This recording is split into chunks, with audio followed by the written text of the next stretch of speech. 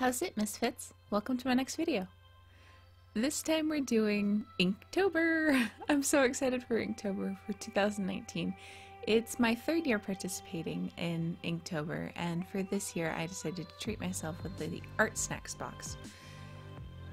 The Art Snacks box is amazing. I'm so excited that I got it. In it, it came with the sketchbook that I'm using here, as well as this dip pen and the India inks that I'm using. As you can see, I don't really know what I'm doing quite yet, as I leave a massive splotch of color on the drawing that I was trying to do. I kind of just swept that under the rug. What else can I really do? But yeah, so my idea for Inktober for this prompt, which was ring, was engagement ring. It's the first thing that popped into my head, and I decided to do my character and my friend's character. In it, they're both going to be married, and I decided to kind of invent what their save the date might look like. I thought it was a cute concept anyway. I had pre-done a bit of a layout beforehand of what I wanted to put on there and sketched out the idea while masking off the areas I wanted to keep completely white to make it look like it had been pieced together from different photos. This is definitely the first day of Inktober. I mess up several times, as you've already seen, both with the sploosh of black ink as well as I seem to have somehow forgotten that rings only go on one finger. I do manage to pull at least one of those to look pretty nice, and do manage to cover up one by the end. But yeah, it's definitely Inktober. Honestly, I'm not too bummed that I messed up already. First of all, it led to some interesting results by the end of it. But also, I mean, if you don't mess up, I guess you're not trying hard enough, right? Like I said before, this is my first time using a dip pen, and while I quite like it, it takes some getting used to. I have some microns that I also picked up recently, and I might resort to those for a majority of this. I'll probably be switching through several mediums anyway. We'll have to see. At time of recording, this is actually day number 1. I decided I wanted to kind of record my thoughts in a bit more of a raw fashion while still being edited, and go through Inktober as it sort of comes along, even though I'm probably not going to post anything till at least the 10th. If not, these may not come out until the 30th. We'll see. I'm sure you'll know by the time it comes out. So for my idea for the ring, I wanted to have some actual references. Like I said, I'd sketched everything out beforehand, but I used some references of other people's save the dates, as well as the main picture that's the focus of this whole piece was a couple holding hands. I just thought it was cute. These two characters are Ran and Lawrence, as it says on the corner there.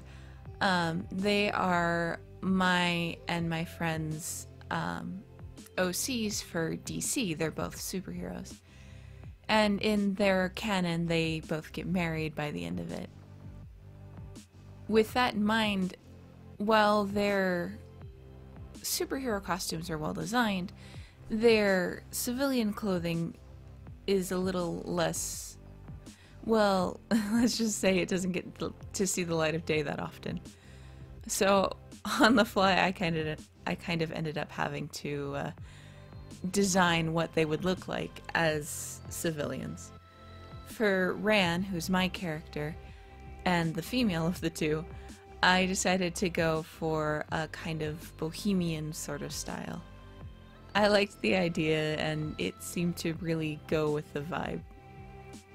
For her husband Lawrence, I didn't really know what to do, so he sort of ended up without much.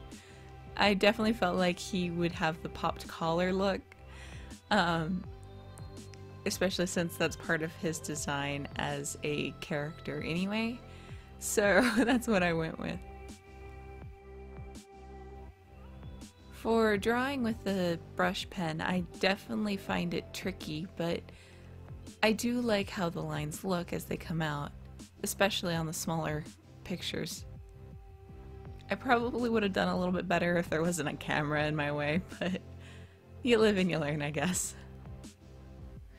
When I was recording the video, I wasn't really sure where I wanted it set up. I had moved it around a couple of times, but I decided to put it here. Obviously, I kind of needed to be able to actually get to the picture, while also being in a slightly different room from where I record normally. I didn't want to have to move my drawings to the room I usually record in every single day, so I decided not to do that. As a result, I'm sure a lot of these videos will be a bit different in layout or in appearance, certainly in lighting, but I kind of like that to some degree, honestly. I think it'll be sort of interesting to see the difference after, well, I mean, 31 days of doing this. I also think it'd be kind of fun to figure out what actually works. For now, hopefully you can at least see what's going on.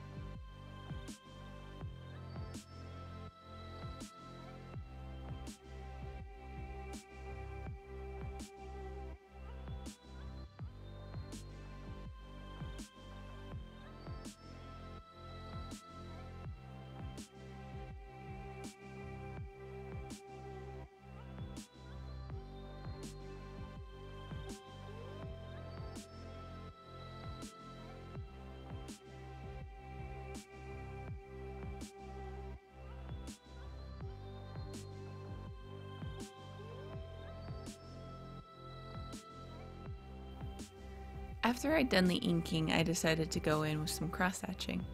In retrospect, I might not have done this. As you'll see later, I don't stick with this for the main piece.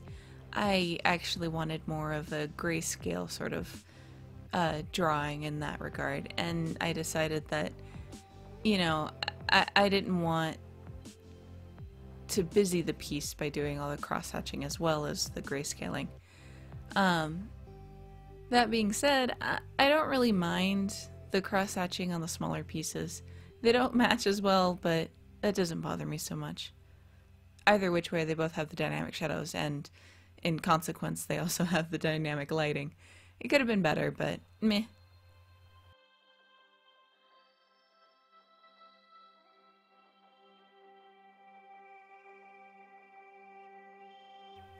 To try and get a sort of understanding of where I wanted the light, I decided to use a couple of sticky notes just to mark where the sun would be. Normally I would probably use just a sketch of a sun in a corner, but as most of my picture had been taped off, so to speak, I couldn't really do that as easily or as feasibly, and I didn't want to erase over the India inks as it would dull them with every time I erased it.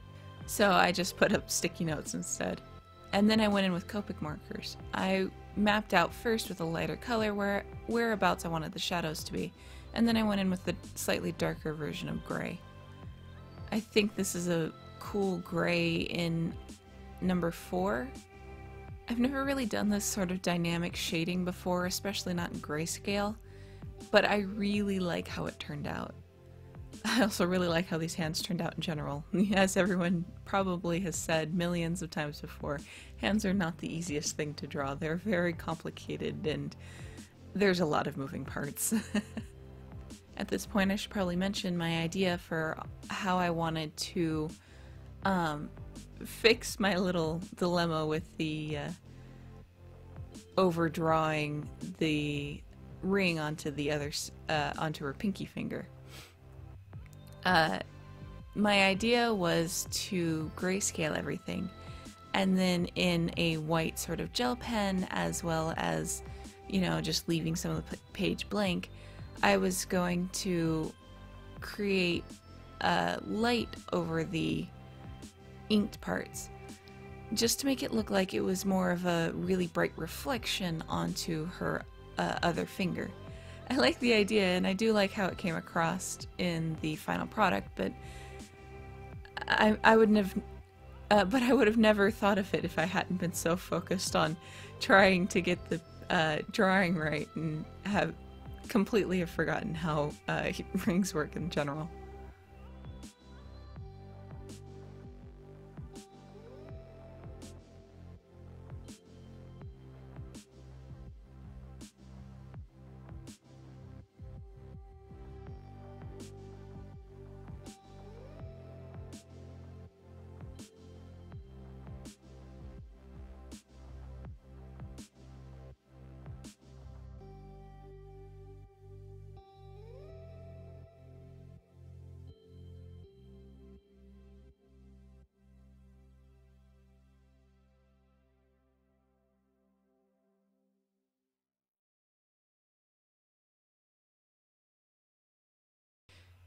In order to hide the splotch of ink, I decided to go over with some Copic markers and make a sort of foreground of these leaves that it makes it look like they're kind of walking through a tall grass field or while they're taking their picture.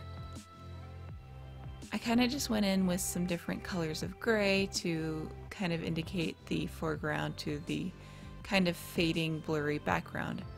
I went for a lighter in the background to hopefully try and get a sort of blurry, out of focus look, because I want the hands to be the main centerpiece of the picture, obviously. I really like how the reeds turned out.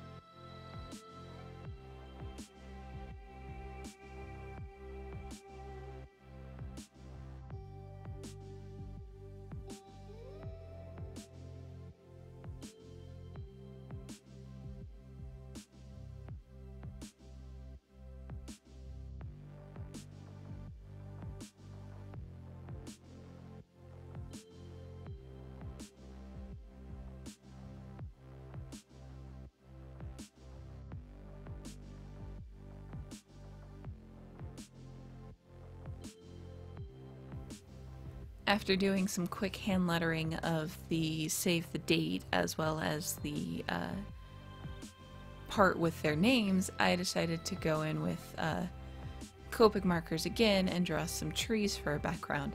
These are very abstract, not very good trees, but it's fine. I suppose at this point I was not rushing per se, but definitely not as careful with my backgrounds.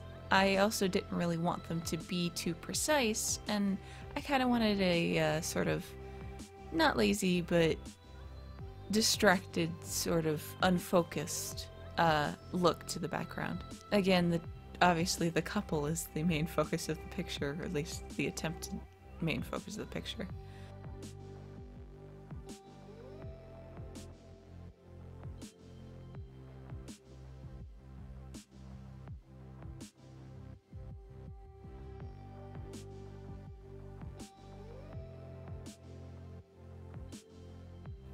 using a white gel marker, the same I used on the ring on the top part of the picture, I just doodled in a random date for the save the date to go on the little chalkboard there. I had also decided that the words were a little out of place, and I knew that once the tape was peeled up that they would just be plain white on white, so I decided to block them in with some color to make it look like they had a bit of a background. I had also kind of smeared some of the ink there, which happened a lot, so I decided to put in a couple of leaves to next to the save the date to try and hide that. To peeling up the tape, it was so nice to get those satisfying crisp lines of just pure white.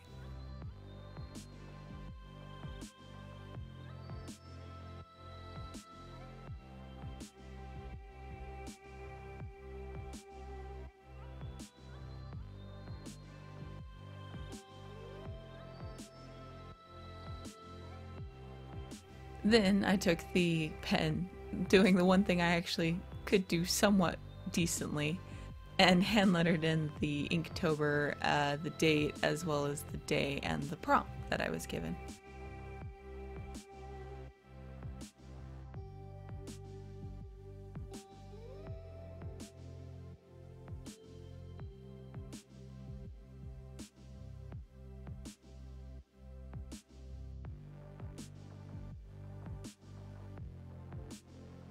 After signing it, I was all done. I really like how this one turned out. It was such a unique look, at least to me. I'm really excited to see what I do with tomorrow's prompt, which I believe is mindless.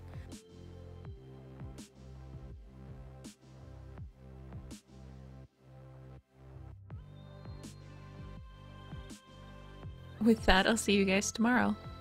Well, tomorrow for me, a few seconds for you.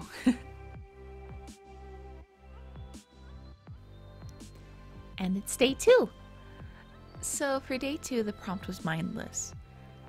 I actually kind of struggled a bit with this particular prompt.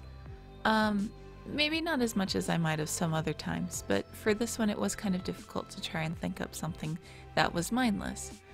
I had thought about doing something kind of creepy and sort of a zombie-ish fashion, as well as something more abstract, like a hole in the head.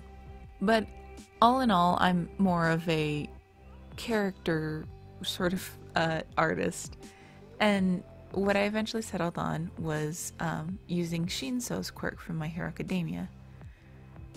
With his quirk, it seems to leave the characters kind of mindless, as the prompt would suggest, and a bit vacant, and I wanted to capture that as best I could in an expression.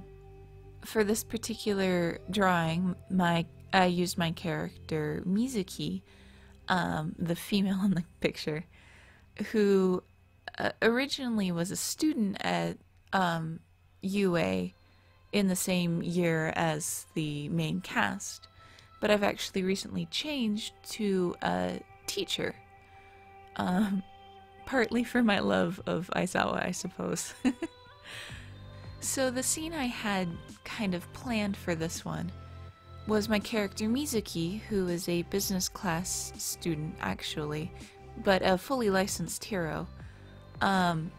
She got into a bit of trouble in which some villains, probably the Love or League of Villain gang, had decided that she had to turn herself in to them as she was becoming a bit of a nuisance in order to protect her students.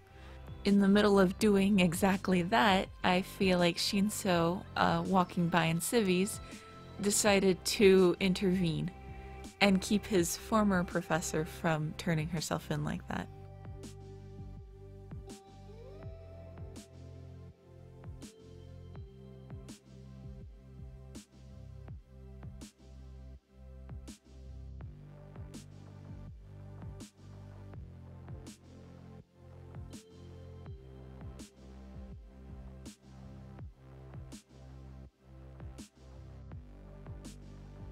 For Shinso, I actually don't know what he looks like older, or really how his hero costume would look like. I know from my informant that he is training under Aizawa as to be able to use his capture tool.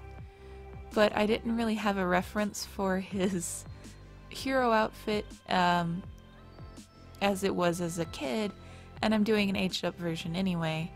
So I decided to kind of put him in civilian clothing instead, in which it seems like it would be reasonable to carry around the capture tool almost like Aizawa does. So I just stuck him in a bit of a leather jacket, and I also gave him one of the really cool medicine masks, just because I thought it looked really neat. Obviously, I did the sketch beforehand, and then just went over it with my Micron pens to give it. After I'd finished the line art, I had decided to go over the line art again. What I was attempting to do was find the source of the light that I wanted, which I put on the wrong side as I already had a shadow in the form of her nose on the opposite side to where I decided to put the light. But the idea was to thicken the width of the line art with every shadow and overlap. It ended up just kind of being shading with the line art, but it was a try.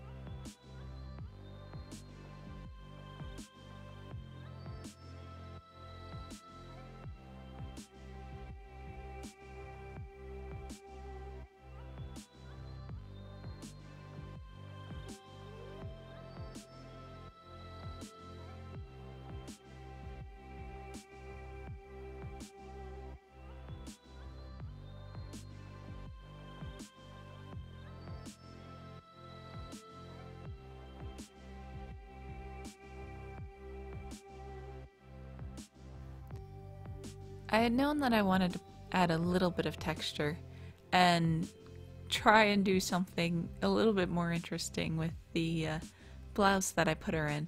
So I decided to give her some pinstripes.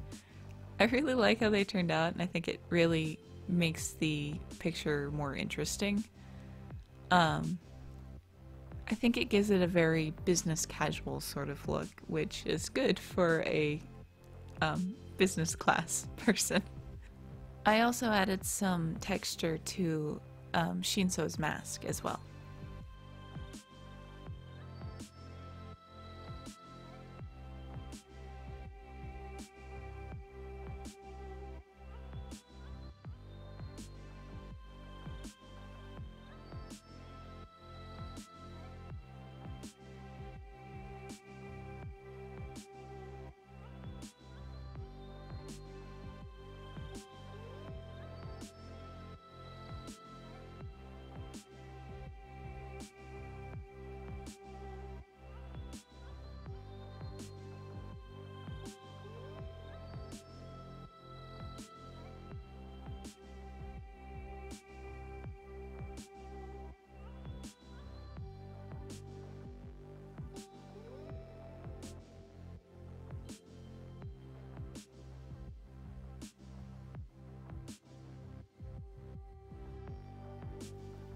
Here I'm just thickening up the line art around all of the parts of the piece that would be facing the outside. All of the outside lines, I guess. I always like how this looks, and it really completes a picture for me.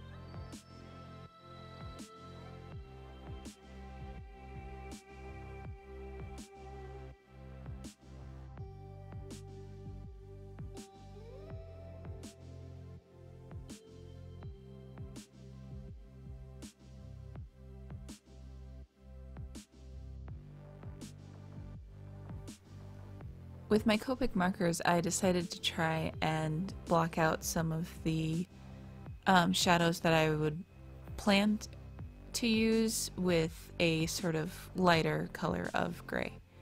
The grays that I normally use are the cool toned grays, and I'm kind of using them up. So I decided to try and use some grays that I don't normally use. So I went for the W or warm toned grays without really thinking. It gave it a sepia or sepia? It gave it a sepia sort of tone, and I can't say I'm mad about it. My main idea with trying to block out the shadows and the shading was to try and get it to look three-dimensional. Especially around the blouse.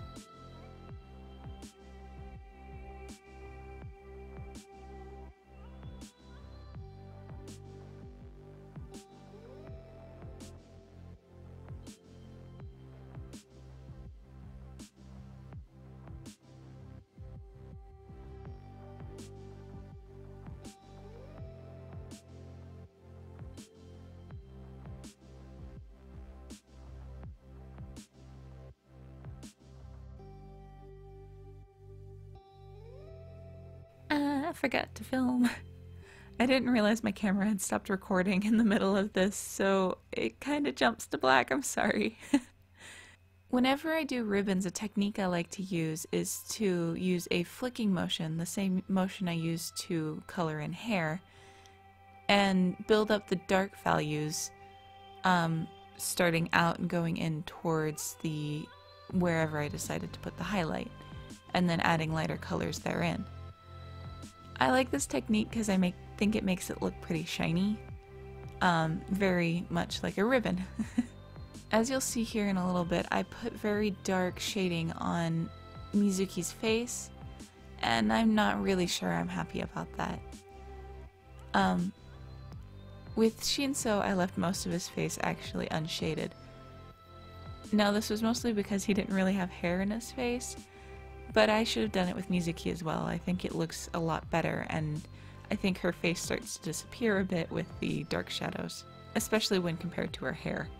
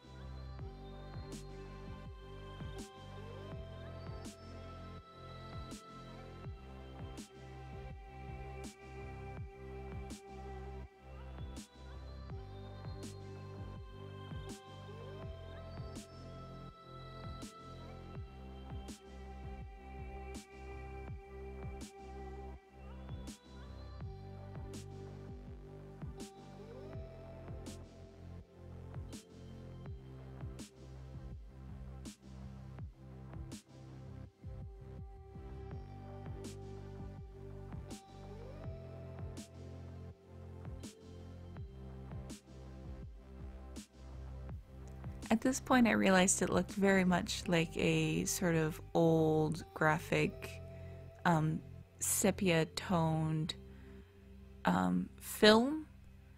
So I decided to try something, and I tried to add a sort of graininess over top of the picture to kind of get it to look grainy.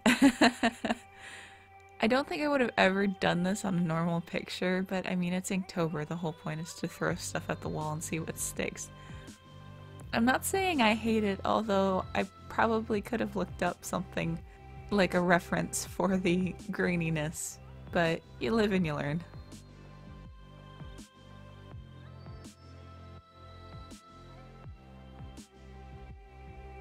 To go with the graininess and the sort of old feel and movie vibe, I decided also to add a quote underneath of something Shinso would be saying at the time, in my head at least. He says, "Sorry, Teach, but I am not letting you turn yourself into those guys." Those guys referring to Love, or the League of Villains. With that, I will see you all tomorrow. And now we're on to day 3. Day three took a while. Just a whole lot of very small details. So for day 3, the prompt was bait. And I decided to go for a scene from Monster Hunter World. It's a game that my friend has really been into since the beginning, and with the expansion of Iceborne having come out recently, she's been talking about it a lot and really getting me into it as well. The only game of Monster Hunter I had previous in which I didn't really, get very far in was Monster Hunter Generation. And I kind of took that concept with my character Tula, who is the 6'6" muscly redhead you see in the standing in the corner here.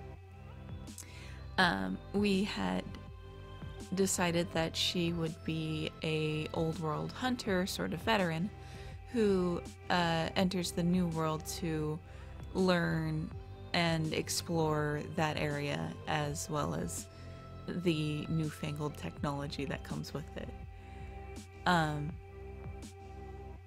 She's a really fun character. I quite enjoy her. And Aaron, the male character here, has been teaching her. In this, for this prompt rather, I decided that they should be trying to plant bait when, well, the bait goes a little too well and attracts the attention of a devil Jeho. I like how he turned out, but he was a rather difficult person to draw. So I went in again with my microns and very thin lines to try and get all of the details for the characters, as well as for Devil Jeho as well. To say this took a while is a bit of an understatement. The initial drawing was already pretty time consuming, but going back over with the microns and putting in all the extra details, it took a little while, and I had already started pretty late, so I apologize for the lighting here. A technique that I was trying to do that I really wanted to explore and have been wanting to explore for a while is taking a wet paintbrush to paletted inks, including, like I'm doing here, a colored brush pen, as well as I wanted to see what watered down India inks would do. I've never played with India inks before the first day of Inktober, so I really wanted to explore them. And I thought it would be kind of a fun way to fill out the whole page, and it also wouldn't kill off all of my markers and pens like I usually tend to do otherwise. Once again, I was going for a bit of a, monotone sort of color scheme with pops of sort of reddish orange, since they play a part in every character's piece, with the exception of my character's Palico. Tula's hair is this fiery red mane of hair. Aaron's armor pieces have red / orange glowing bits to it, and his Palico Tattle also has a red glowing weapon as well. And then of course with Devil Jeho, he has that red lightning electricity sort of thing. I'm a noob, so I haven't actually gotten to him yet, but I hear he's terrifying. In the fun way. The India inks were a little unwieldy to some degree, and I'm not great with things like watercolor in the first place, so it was a little difficult, but I liked how it turned out anyway. I liked using the different versions of the color, the different saturations of the color. All in all, this is definitely a technique I think I'll try to use again, especially the paletted pen inks, colored pen inks. I think it turned out really, really well, and I'm quite excited for using it again, which I probably will in Inktober period. It's a kind of fun way to get around the straight doing a pen without, ruining my pens or drying them out as I tend to throughout Inktober as of the last 2 years prior to this. Initially, what I was kind of hoping to do as well was to try and create some sort of depth to the picture, to make it look like Devil Jeho was actually kind of part of the background, and there would be a dark foreground as well, and kind of put the character somewhere in the middle. I probably could have done this better, but I hadn't really used the India inks much before at all, let alone with this technique, so I think it turned out pretty well for what it was. One thing I did notice with the watered down India inks is they tend to spread quite a bit, actually. They bleed over the lines and into other things. To be fair, my lines are very thin here because that's kind of the feel I was going for, especially with a bunch of small, details, but still, it does tend to bleed quite a bit. I will say this sketchbook also very much absorbs the inks very well, perhaps even too well. With at least the initial layers of ink, the paper was soaking it up quite well. It was dry almost instantaneously. Anyway, with that said, this picture is done. On to the next day. And now we're on to day 4. For day 4, the prompt was freeze, and I immediately thought of Shoro Todoroki from My Hero Academia. I had thought of something recently on how a person with ice powers, in this case an ice quirk, could easily use the ice powers as a sort of cold pack for wounds of sorts.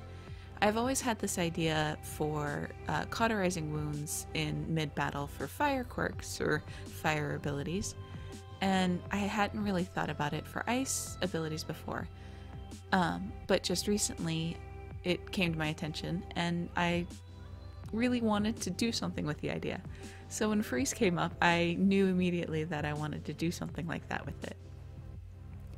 My idea here is that my professor character, Mizuki, her ability to steal other people's quirks for a short amount of time could get her in trouble if she took the wrong quirk. The idea I had for her stealing the quirk here is stealing Dabi's quirk, which, while I don't know too much about it, my informant tells me that he tends to get hurt with his quirk. That's why he has all the scars. So I thought Mizuki using the quirk, though it was dangerous,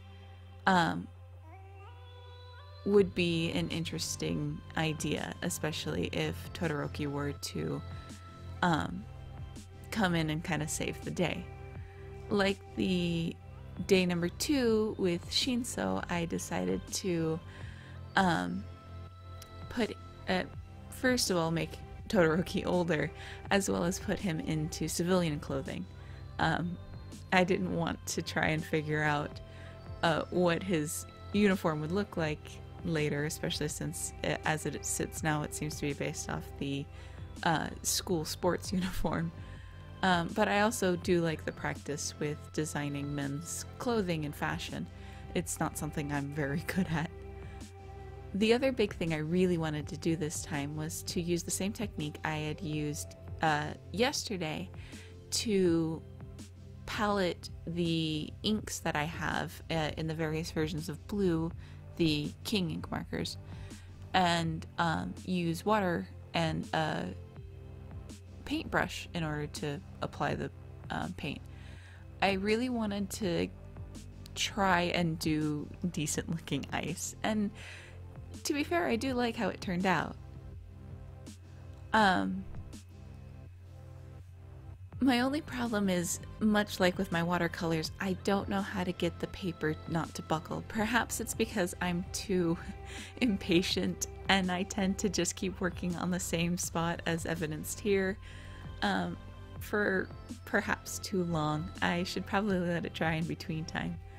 I run into a problem later where Todoroki's face actually creases at one point, which is not fun. I may be switching back to using my Copic alcohol inks instead for color, just because I know a little bit better how those work. I do like experimenting, and I will probably still pull out this technique a couple of times throughout the month, but I don't think I'm going to rely as heavily on it, especially since it's added a couple of inches due to all the buckling to the girth of my sketchbook. It's a good thing I'm not trying to draw on the other side. While I'm really proud of the ice and how it turned out, especially with the different gradients of colors, and I'm really happy that I put in the sort of indigo purplish blue as well, the color that I like the most actually is the burn wound on Mizuki's arm. It does look rather gruesome to some degree, but I quite like how it turned out. Though I will say the footage won't be that accurate to real life. Again, I got started pretty late on this particular piece, and I didn't have the best lighting by the time I got to actually inking and coloring it. More and more I find I'm liking this idea of Mizuki being this professor at UA after having substituted for Vlad once and then being invited to be a full-time professor for a different class and year. And in particular, I really like the idea of aging up the characters and kind of designing in my own head how they would look as adults and how they'd kind of grow up. And I like the idea of UA being a big point in their lives even as they become pro heroes, to the point where they remember a substitute that helped them out and a teacher that was around years later, years after they've stopped being students at UA. I think it's kind of a fun idea. Obviously there's a lot of things that could be very different, but yeah. I'm not really sure whether or not this is my favorite piece so far, but it certainly is close. I really like how the ice turned out, and I really like Todoroki's fashion style. I decided to make him pretty large given the fact that Enji, his father, is quite big, though he is a little bit differently proportioned than Todoroki is. While Enji is kind of muscular and stout, Todoroki seems to be pretty lean and looking like he's going to be pretty tall in the future. So that was kind of the look I was going for. For reference, though I'm not the best artist when it comes to heights, I imagine Mizuki at around 5'8" to 5'9", so that would make Todoroki pretty tall here. I was trying to keep him similarly proportioned, although more muscular due to his age, as he is in the time frame he is right now. Obviously, for drawing Todoroki, I did want to do the red half of his hair as well as the scar. It's a very vibrant pop of color, and it makes it very obvious who this picture is of. I did, however, also draw in his, or color in rather, his coat in a deep dark blue, which is one of the same blues I use for his eyes. I just thought it made it a little easier to tell the difference between him and Mizuki. I also added, much like Shinso, the word, a little dialogue underneath the picture. Here he says, "That was reckless, Professor." Yes, I know reckless is spelled wrong, I'm sorry. To kind of finish off the ice and give it a sort of glowing, reflective appearance, I also decided to go in with the with a white gel pen. The other thing I wanted to do was kind of make it look like he's used a lot of ice, and not only put the ice on his skin, but also get it to go around and mist around his right half to make it look like he's very much used it. My technique here was to put on some ink, a good amount actually, and smear it to some degree. And while I do think it works, I almost did it a little too well. And then we're on to the next day.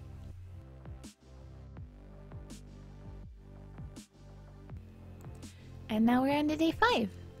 So day 5 was build, and I immediately thought of the Enji from TF2. And with the NG from TF2 came the thought of Lazy Purple's How It Feels to Play the Engineer video. It is a hilarious series. It is so funny and actually surprisingly informative. And in that particular video, Lazy has a quote, I have a shotgun. The number of times I have used this quote since I've heard it is fairly ridiculous, honestly. And mostly stemming from the fact that in PvP matches against people, particularly, or obviously perhaps, in a first-person setting, I tend to be a sniper. And because of this, I feel like a lot of people underestimate me in close quarters. And I have a lot of rather vengeful people coming after me, trying to kill me with a more close range approach. After I've killed them the first time with my shotgun, I find that it's a little ridiculous that they keep coming after me. And I find myself saying the words, I have a shotgun, very loudly at my screen, even though I don't usually wear a mic. It's a very handy quote. So I knew immediately that I wanted to do the quote. I had thought about doing something along the lines of putting NG in a circle and putting a ribbon of the words, a banner perhaps would be a better word, of the words, I have a shotgun, around him, but I didn't have anything big enough to make the circle, and I wasn't going to freehand that.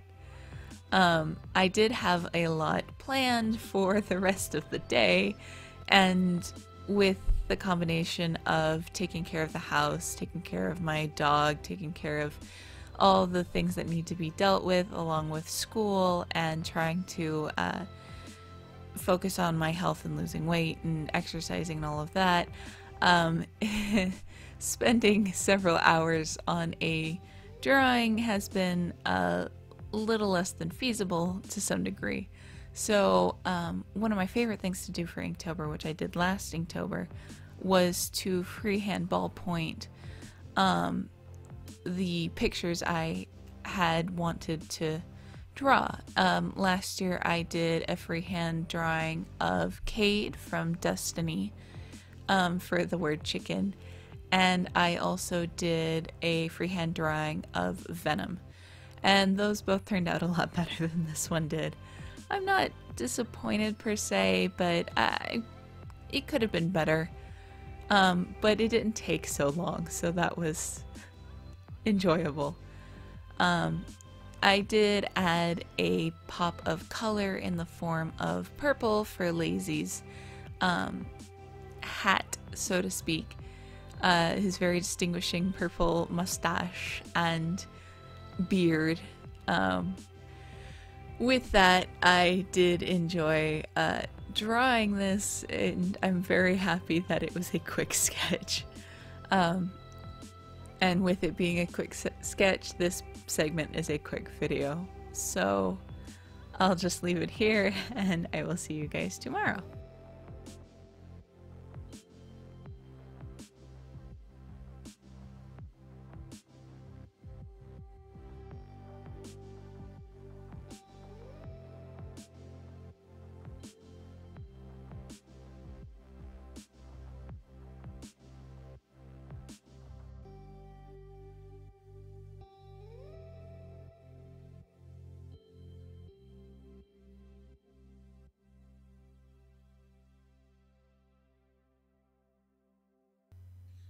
And now we're on to day 6. As you can probably tell by the lighting, I started a little late on this, which is not too great because my idea for this was a sort of sci-fi city, and I would be using a technique in which I've never used before, but I was hoping to try and get everything to glow. I'm kind of a sucker for glowing lights, but I struggle with it. I do think I did a good job here, or at least a half decent job here, but I'm definitely going to come back to this. So the idea behind the picture is, as today's word was husky, I decided to give my space cop character, Crystal, a police hound, and I decided he should be a husky. I also thought that this husky might be a little cybernized, and you'll see later that he gets glowing eyes.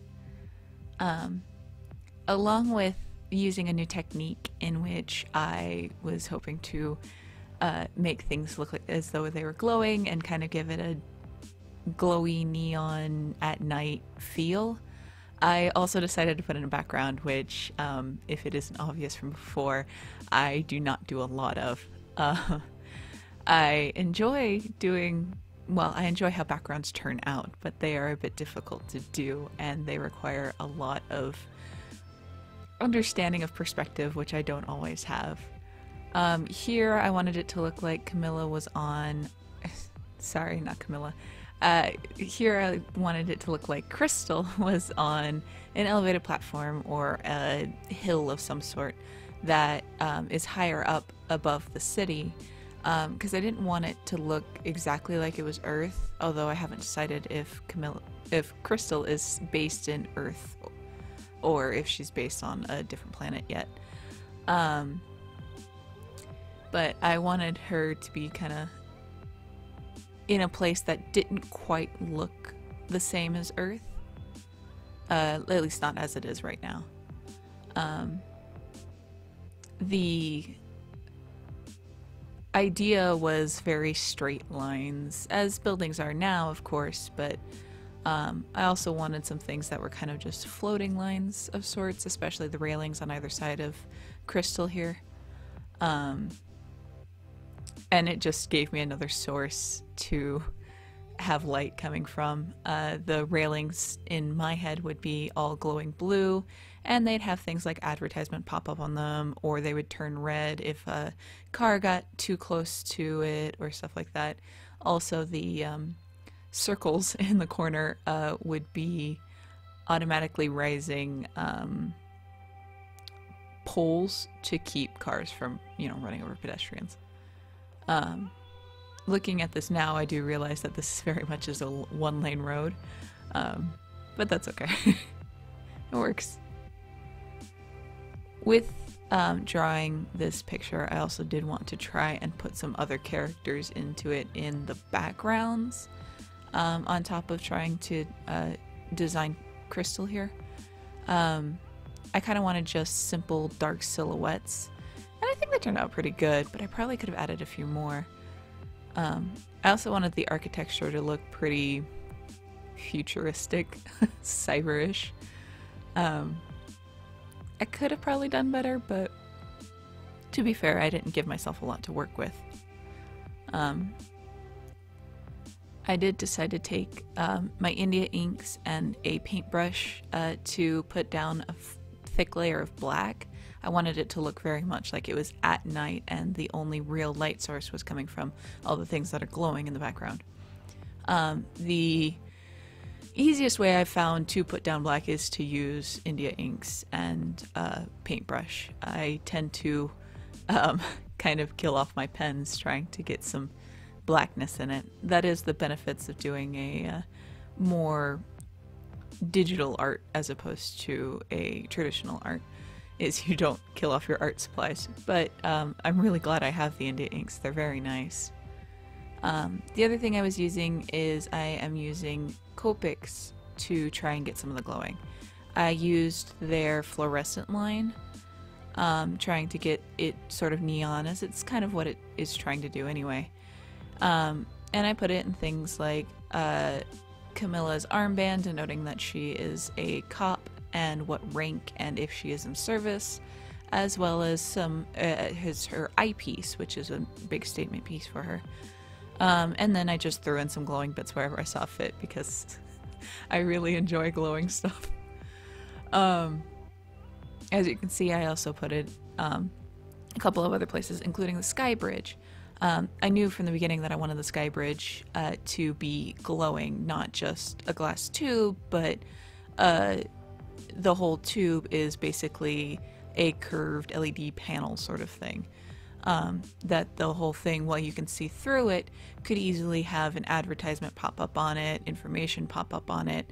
It can even go all foggy if I wanted it to. I do like the idea behind this, and I like the idea behind the city, but as it was already late, I did kind of rush a little bit. I didn't plan out as well where I wanted everything to go, particularly the shadows and the lights, and I did rush quite a bit. But oh well.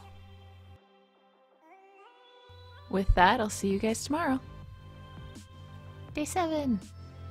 So after yesterday, I decided that I didn't want to be as late to the game of sorts, and take as long to draw. So I kind of loosely sketched up a basic idea of a enchanted forest to go for the prompt enchanted, and basically kind of free-handed. I think I said this yesterday, but I'm not terribly great at backgrounds, so I did kind of want to practice some during Inktober. Not something I would do every day, but you know, I wanted to get it in where I could. The thing that took me the longest was probably the leaves, but they were actually quite fun to do. Kind of relaxing even. This whole piece actually took me a pretty short amount of time, all things considered. It probably could have looked a little bit more enchanted, but hopefully the little house in the tree trunk and the fairy ring make it look pretty magical. I do like how it turned out. The shading probably could have been a little bit better, but I like how the lines look pretty organic. I do kind of struggle with that sometimes. And I like actually how the stream came out. So I think some things like maybe the bush is in the background and the lack of grass in the clearing next to the tree do leave a little bit to be desired. And with the addition of my lantern there, I did actually kind of anticipate drawing in some lighting and maybe trying to do some difference in light and shadows, but like I said, after yesterday had taken so long, I just kind of wanted to get this done. I also had some other things I needed to be doing, so one thing about Inktober is it definitely takes a lot of your time. The rocks on the path that you'll see are not great. Rocks are not my specialty. But all in all, I mean, at least it looks like a forest, right?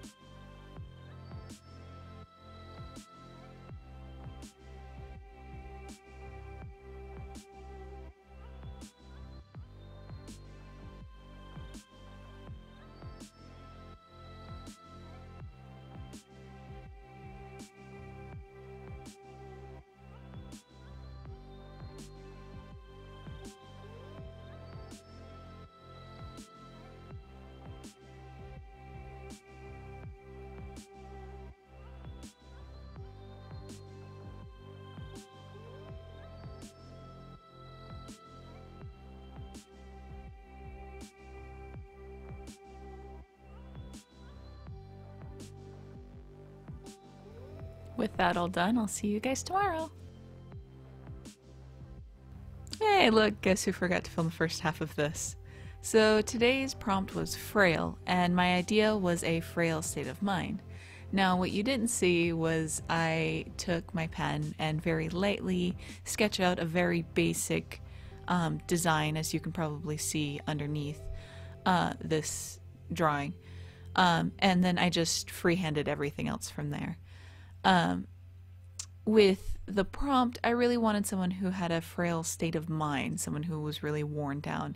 It was the thing I thought of when it came to the prompt, and I thought it would be kind of unique, and it would really lend itself to a very sketchy freehand style, which means that I would then have a rather good amount of time to go about the rest of my day.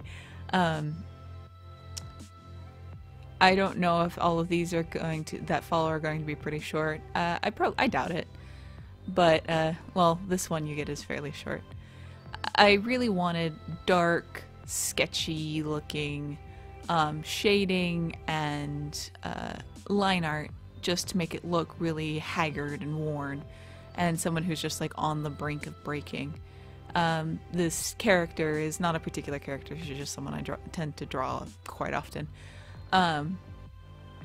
But I really like how the eyes turned out, even though they are a bit different. I kind of like that, and though it's kind of hard to see from this angle, she also has some slight tears in her eyes, and those are probably the best tears I've ever drawn, which sounds really weird out of context. I'm quite satisfied with the sketch, as little time and comparative effort as it took. I just think it looks really cool.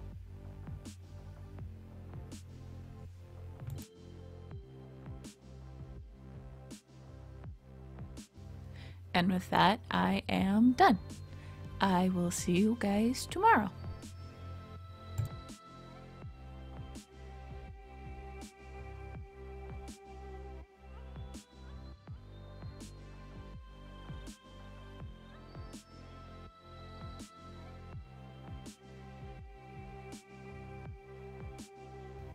And we're on to day 9. So for day 9, the prompt was swing, and I decided to do more of the dancing swing as opposed to like a swing set. So my two characters here are Tyson, my Typhlosion, and Lala, my Lampent. Obviously they're both Pokemon Gijinkas or Jijinkas. They are both kind of playful and extroverted characters, so this could be something that they would do, although I don't really think it's canon. The reason why I use both of these characters is because I wanted a kind of dynamic scene with fire. My Lampent, Lala, her hair is entirely the blue-purple flames of a Lampent. And obviously my Typhlosion has the ruffle around his neck, which is also fire. My idea is that he kind of stomps fire while she can kind of kick it as well. I thought it would make it kind of dynamic in like a dancing scenario. So with that in mind, I also wanted to go through and really darken up all of these lines and make it really like they're in a very dark dance floor, to really show off the fire and all of the lighting effects. Just like I had done a couple of days ago in Husky, I wanted to try some of the glowing techniques as well to kind of get it to look like the fire is lighting up parts of their outfits and of their face, their shoulders, stuff like that. The only problem with that concept is I did not hear my camera die, so unfortunately you guys don't get to see me do that. Basically what I did though was I took my King Art pens and really tried to get the shapes of the flames with a couple combinations. For Lala, it was two different purples and two different blues. a darker and a lighter of each. And for my Typhlosion, though he doesn't have a lot, I used a red, an orange, and a yellow. I'm really sorry that you guys didn't see it, but maybe I will find a spot later in the month to do some more fire, and you guys can see my technique for it there. My technique hasn't really changed since I used it. I actually used my technique for fire for the first time last year for Inktober as well. So maybe I'll be able to bring it out again, and I will try and pay attention a little bit better. Another thing, obviously, as you can see, is again, I used the India ink straight from the bottle with a brush to get the darkness without killing everything. And I also wanted to try my brush pen again. So it was a lot of India ink to go with my King Art pens. One of the things I'm actually pretty proud of myself for is the size of the characters. I have a tendency to kind of blow characters, and I tend to make them fairly large on the page, almost to the point that they don't always fit on the page. But for this one, I actually think I got it to look pretty good. And I really like how they're kind of slightly off center, and, you know, they're the focal point without being necessarily overpowering. If you're wondering what that thing on the ground beside Tyson's foot is, it is Lala's hat, which helps contain the fire of her hair. It does tend to get a little bit more wild otherwise.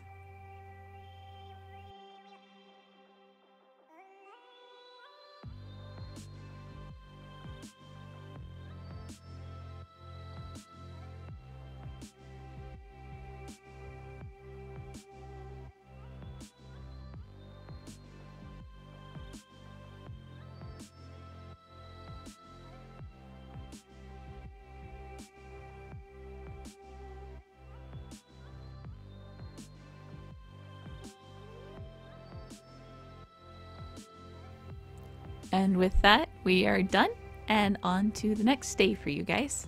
See you tomorrow. Another quickie for day 10. This will be the last one I do before I put out this video, so exciting.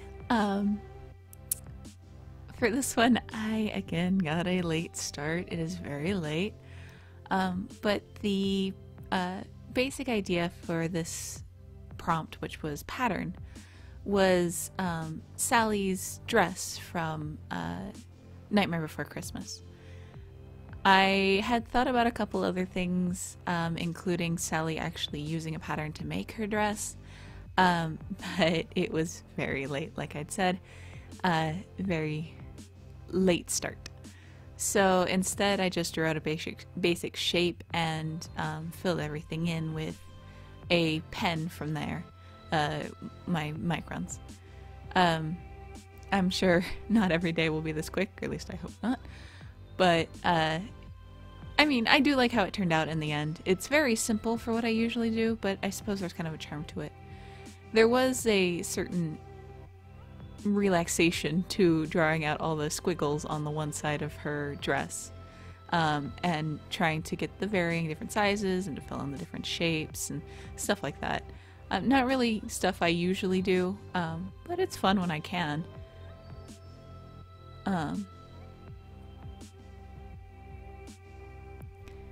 Throughout Inktober, so far anyway, I know I'm still a ways away from finishing.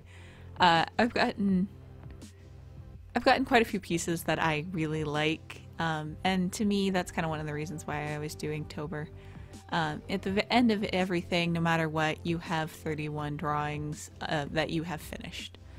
Not all of them may be that great, some of them might be a little weird, but you have some new stuff, you hopefully have tried some new techniques. I always try to do something new or different, or try to do stuff that I don't really do normally, like backgrounds as you've seen a couple times beforehand, as well as, you know, some just generic techniques that I'm hoping to bring out later and improve upon, such as the lighting techniques for Husky a few days ago. with this, I also really wanted to kind of make it a sort of challenge for me as well to record everything and to do some recording and voiceover every single day. It's not easy, but I figure it is a good thrown into the deep end sort of way to try and get better at doing both editing and voiceover work. And well, I mean, I have at least 2 more videos to go. This one will be posted on the 11th at some point after I do all the extra background stuff. And on the 21st and the 31st, or maybe the 1st of November, depending, I will post the next 2 parts as well. Hopefully they'll be a little bit shorter than this one, as hopefully I've learned. And I don't know who, if anyone is watching this, but if nothing else, it's here for posterity. I do kind of enjoy watching just fast scribbles, so with that being said, and with this almost done, I will see you guys in part 2. Bye!